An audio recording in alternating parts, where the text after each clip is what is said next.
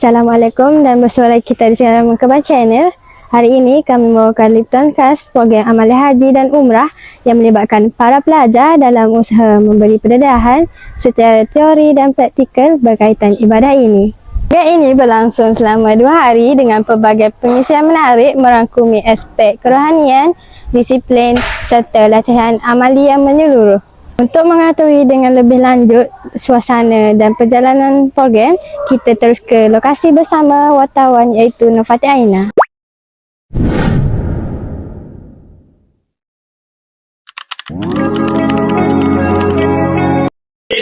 Terima kasih Nur Nabilah Huda. Saya melaporkan dari lokasi program Amalan Haji dan Umrah yang sudah berlangsung dengan penuh pengisian bermakna. Program dimulakan seawal jam 3.30 petang dengan pendaftaran pelajar ke asrama, diikuti minum petang dan pengurusan diri. Seterusnya, para pelajar menunaikan salat asar sebelum mengikuti taklimat ringkas berkaitan disiplin dan perjalanan program. Pada waktu malam, pelajar menjalani rutin makan malam dan pengisian kerohanian seperti salat maghrib, tazkirah motivasi serta salat isyak secara berjemaah. Kemuncak hari pertama adalah sesi amalan haji dan umrah di mana pelajar berpeluang melaksanakan praktikal tawaf, sa'i dan mabit dalam suasana simulasi sebenar. Okey, lontaran kedua. Bismillah, ya Allahu Akbar. Labbaik Allahumma labbaik, labbaik. Halo.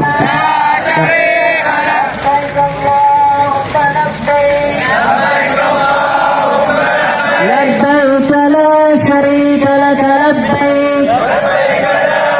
لبيك إن الحمد والنعمة لك والملك لا شريك لك لبيك اللهم لبيك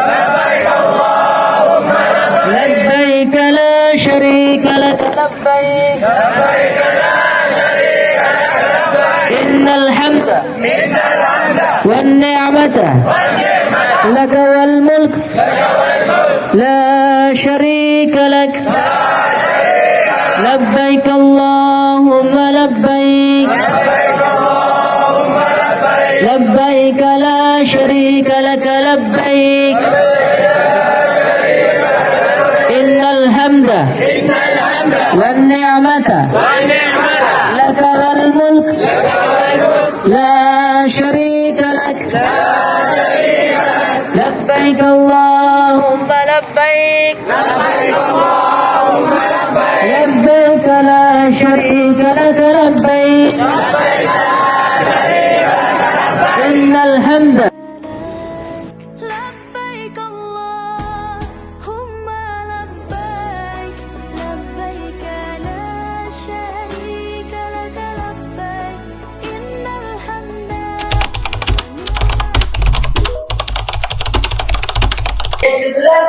Bersama saya sekarang adalah salah seorang peserta program. Apakah pengalaman paling bermakna dalam program ini? Bagi saya, seorang peserta, saya amat menghayati perjalanan program seperti semalam. Walaupun program ini dilakukan pada waktu malam, bagi saya ia amat ia setelah kita melakukan menjalankan program ini.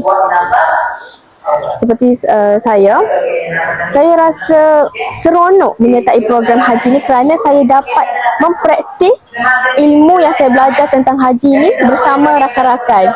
So, ia menambahkan lagi keseronokan untuk belajar dan melakukan haji untuk menyertai program haji ini. Apakah ilmu baharu yang anda peroleh? Banyak sangat ilmu baharu yang saya belajar, seperti contoh untuk mengambil wuduk menggunakan botol spray, melakukan haji. Haji ni terbahagi pada 3 jenis, iaitu haji ifrad, qiran, tamattu'. Bukan je sekadar haji. Okay, and then banyak lagi tentang rukun, syarat wajib bagi haji dan umrah ini. Terima kasih. Sama.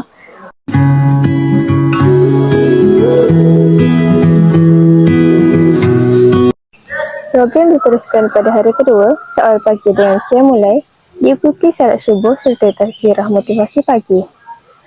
Selepas sarapan, pelajar mengikuti sesi teori haji dan umrah sebagai pengukuhan kepada amali yang telah dijalankan.